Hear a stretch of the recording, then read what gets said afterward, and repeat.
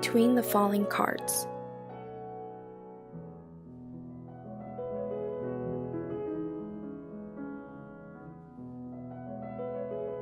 The elaborate swirling designs on the back of the cards are blue. She just bought this new deck yesterday, so they are still glossy and pristine, a bit slippery to the touch. Running her fingers over them, she expertly shuffles them into a neat stack and places them in the middle of the table. The boy laughs, and she raises an eyebrow petulantly. She asks what's so funny, but the boy just grins wordlessly.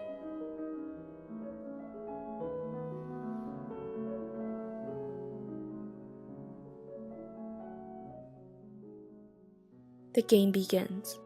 Card after card slapped to the center in a regular rhythm identical to that of her beating heart. King, 2, ace, 5, 6, 6, slap, ow! The boy apologizes profusely, eyes wide in surprise.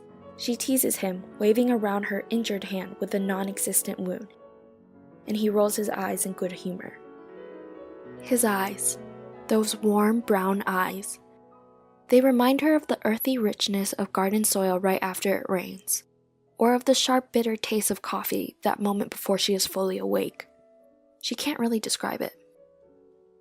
The game continues.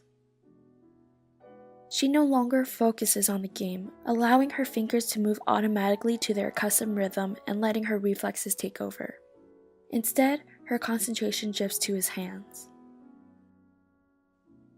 They move with a strong, willful purpose, reflective of his character.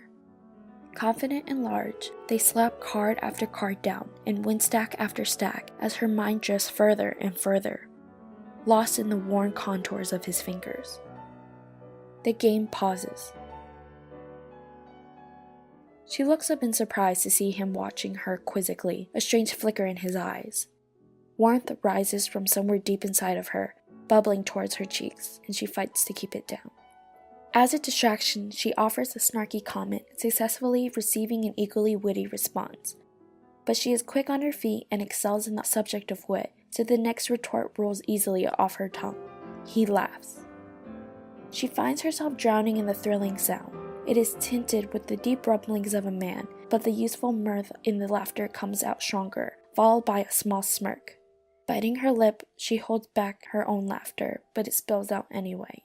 It sounds like a cacophony of bells, a high-pitched guffaw, no doubt unattractive. But his warm brown eyes brighten at her laughter, and she feels better. The game ends. Slowly, unwilling to let this brief time of happiness end, she gathers the cards. He helps her, and his fingers graze hers lightly, sending a jolt of electricity down her spine.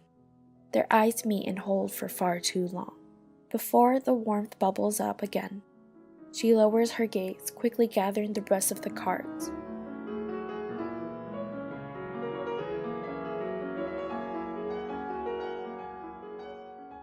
She shuffles briskly, reveling in the sharp smatter of card back against card back.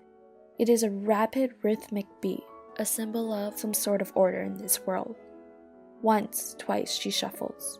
She can feel him watching her, and at this realization, her finger slips and the card flies out of her hand. Everything seems to happen in slow motion as her hands reach out to grab the escaping cards, but to no avail. The cards fly up everywhere and rain down in a shower of blue swirls. And in between the falling cards, she sees those warm brown eyes.